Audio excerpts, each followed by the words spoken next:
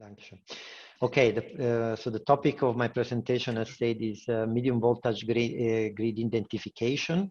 There is a subtitle, impedance and voltage sensitivity, because I will focus on two topics.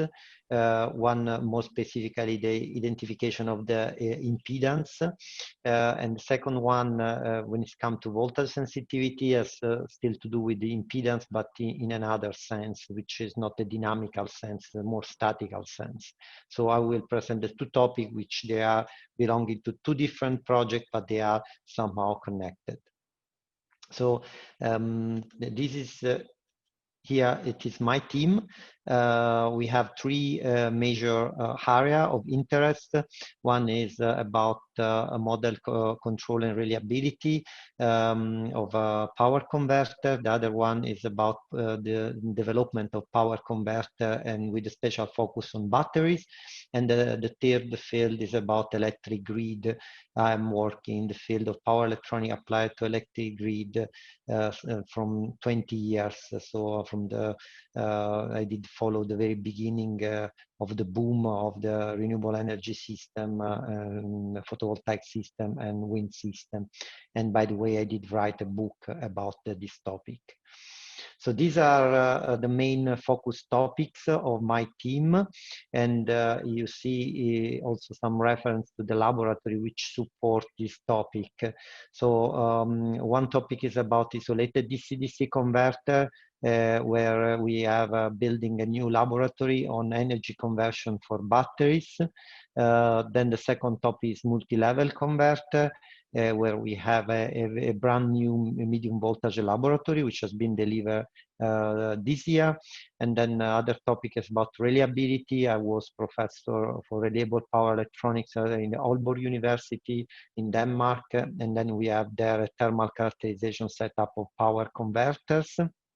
And then the two last topics, which are more specific for electric grid, control of grid converters, so let's say more in the direction of dynamical aspect and so on, and where we have a setup which is operational from 5 years, and then a topic about hybrid grid, more a power system level. We are not a power system group, but we are very close to power system, and there we have a smart transformer setup which is actually planned and is in the construction phase, where we use industrial power converter to demonstrate some power system level functionality of the smart transformer. Of course, we build also our own smart transformer, but we like to use also some industrial component for system level analysis. And then we have a PhD industrial course, which was typically offered in February with a good participation of industry. Unfortunately, next February, I think I will not hold the course. We already held it this year when this crisis was at the beginning, and it was already challenging, but I think next February will be impossible.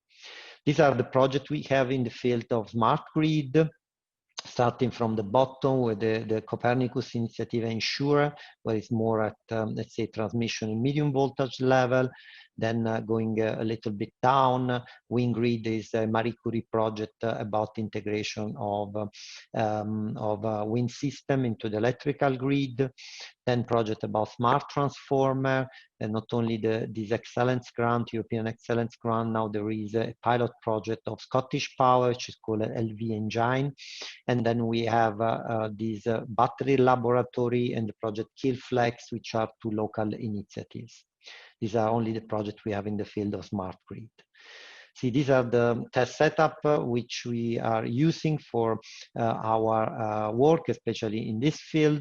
This is a microgrid test setup where we can basically, with power hardware in the loop, we can simulate the grid, and we can test the power converter with their control in realistic grid condition. This is the new medium voltage laboratory. We can do a test up to 1 megavolt ampere, up to 10 kilovolt, and we have already all the 3 cells. They are already actually full with the prototypes which have been built within project with the companies. One is about MMC, a modular multi-level converter. The other one is about 2 megawatt NPC, and the third one is about something has to do with the reliability. This is the new laboratory about energy conversion, which has been funded by the region Schleswig-Holstein, and with our minister president and the co-director of the laboratory, Mrs. Sandra Hansen. She's in material science, I'm in power conversion. And this is the new setup about smart transformer, so where we will test more system level functionality with some real power, so industrial power converter. So the background of this presentation is related to the impedance aspect, is that increase of nonlinear loads and power converter leads to the deterioration of the utility grid. We have resonance problem, and then grid impedance is a key factor for the grid stabilization. And I did recognize this quite early in my study, the importance of the grid impedance, especially for the resonance of power converter. Regarding to voltage sensitivity, it's another way to identify the network, and it's basically to describe how a network reacts to a change in the injected power. And so basically the correlation you have between voltage applied to the network and the power, which is exchanged. And so this knowledge about the voltage sensitivity can help when you want to control the network, because now with the power converter you can actually have more control on the voltage level. So this is the outline. We will first of all talk about the impedance aspect, showing also this medium voltage analyzer in the field, and then some aspects related to the control, and then more, so let's say a little bit about the this voltage sensitivity aspects, and then some conclusion. So regarding impedance measurement, it is basically known that the impedance is playing an important role when you have two systems that you put in connection to establish if the overall system is stable. So basically you have the grid with its own impedance, and then the inverter can be modeled like in this case with the Norton equivalent, and then from the relation between the two impedances, that null, Z0, and that G, you have basically the stability. You can determine if the system is stable, and so knowing the impedance of the grid, you can adapt basically the output impedance of the inverter. How do you know the impedance of the grid? You can basically even implement within a power converter, as we did in this work, an algorithm to make a sweep into the frequency, and then you can, for example, get the reaction of the system to this frequency sweep, and then you can use vector fitting technique to come to the transfer function of which is describing the impedance of the system. And so you can get to some knowledge that you can use in the design of the power converter control. These are some results of previously prototype built by predecessor, Professor Fuchs, in the low voltage network, with a different approach with respect to the one proposed by Professor Schulz. In this case is a mono frequency injection, and then you see here basically the impedance in amplitude and phase. As I did say, you can use this information in somehow, and then one possibility, one very nice possibility is when you have, for example, an active damping controller for the power converter, then you can basically adapt the parameters of this notch filter. For example, the active damping could be seen in terms of a tuned filter, and you can adapt these depending on the variation of the impedance of the network, which change also the resonance of the network. As I did say, we did develop also a project which is the follow-up project of the previous one shown by Professor Fuchs. Still, also this project was basically started by Professor Fuchs. We did continue to cooperate until the end also of this medium voltage grid analyzer project. It was much more demanding because in this case we have to build basically a 2 megawatt system to connect to the medium voltage network. These are here the two containers which contain the overall system, and here you see the rated power of each of the transformer and the rated power of the overall system. And we basically, you see here the power converter. We use industrial power converter, but then we used, let's say, some control board developed by us to control this neutral power converter in parallel. This is the overall system. You see 6 converter in interleaved mode with extremely low inductance of the filter. We are talking about 0.01 per unit, so 1% inductance of each of the converters, so to create a very small voltage drop across the inductance when you inject an high frequency signal. And we put them in interleaved mode to actually achieve an increase of the bandwidth. So have the possibility even with 30 kilohertz to control, to have acceptable current up to 10 kilohertz base frequency. We have to struggle with some stability problem because we use the linear controller we use the internal model principle and the so-called generalized integrator, which I did with some colleagues, some pioneering work from 10-15 years in the control. Now this kind of controller, they are widely used in industry. We use it for the identification of the network, and the problem was about the discretization of them. We used basically I will show you actually in the this is the resonance controller, and this is actually what is shown is the S domain case, and then you basically have here the implementation, which is an impulse invariant implementation, and with the impulse invariant implementation you achieve a perfect tracking at every frequency.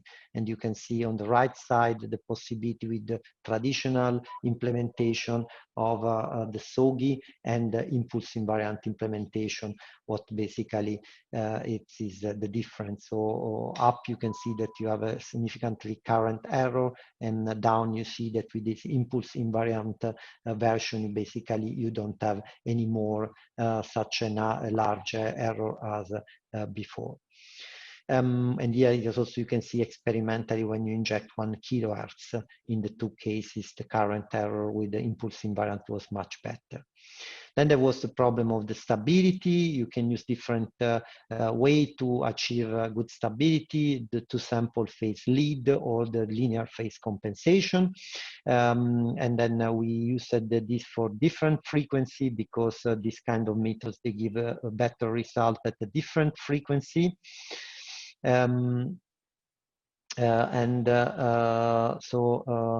This is basically showing the two possibility, and basically you have that the linear phase delay compensation for 250 Hz at the low frequency give rise to an instability, as you can see on the right side of the slide.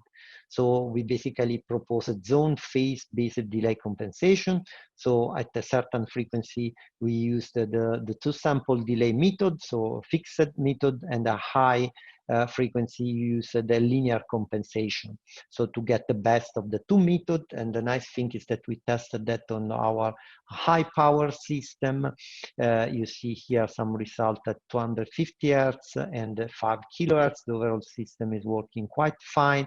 And what nicely shown here, made by my PhD student with a very high current, that it showed that at 250 Hz, if you can see with the red arrow, change change the compensation method of the delay, the system start to oscillate and became unstable. So we prove experimentally that actually was needed to use an advanced delay compensation method to achieve stability for different frequency you want to control. So this is the system shown in the wind park field with some of the people which were working at the operation of this system. And now you can see in the next slide the current, so the voltages with the current 250 Hertz, and then what we measure in terms of magnitude and phase, so of the impedance. Then the last topic is about voltage sensitivity measurement. Why I'm talking about that? Because that is another topic which is associated with the impedance. Is basically here showing some result of a study made in UK, which showed that basically in different feeders in UK you have a variable dependence of the load on the voltage. So this is something between constant current and constant impedance. So it means that changing the voltage, you can still influence the power. And then what we have proposed is not only to measure the impedance of the grid, but also the sensitivity of the grid respect to voltage variation. And here you see the formula you can use to express the dependence of the power, active and reactive, on the voltage and on the frequency, depending on different Kp and Kq coefficient. So this is are basically the formula which show how you can determine Kp. And here is a simple example that shows that even if you have the net power delivery, but with two different scenarios, on the left side there is zero power generation, on the right side there is some local power generation. Despite the net power is in both cases 1, then you come to different Kp, and so you have different response of the overall network. So when we talk about network identification or load identification, we talk about the identification of the overall system, see, okay, if you make a change in the voltage, how the power is going to change. And so the potential is quite high because we have a network which is dominated by power converter, and then you can basically use the distributed power converter to influence the voltage profile and influence basically active and reactive flow into the network. And this is something shown experimentally, which we tested in our power hardened loop setup, making a so-called soft load shading. In this day, we are talking about soft lockdown, and this is a soft load shading. It's something similar. You basically reduce partly the load, applying some controlled reduction in the voltage. And you can use even these to provide a frequency service. So basically, if you see the cumulative impact of several smart transformers, then you can basically change the load which is absorbed by this, delivered by the smart transformer, depending on some frequency variation on the main grid. Here are some conclusion. So impedance knowledge helps in wind turbine park integration. We made it with this monofrequency injection. If you want to do up to 10 kilohertz and using linear approaches, you have to make a combination of several things. So we use a neutral point clamped converter. We put them in parallel and interleaved with very small inductance, and then we use spatial control to guarantee stability and enough bandwidth. A lot of service can be improved with impedance knowledge, active filter, active damping, and low voltage right through. This was tested in a 2 megavolt-ampere system, so additionally, this kind of system could also measure the voltage sensitivity of the network, and so see what's happening if you change the voltage, how this is impacted on the change of active and reactive power. Thank you for attention, and I hope that I have not been speaking too much.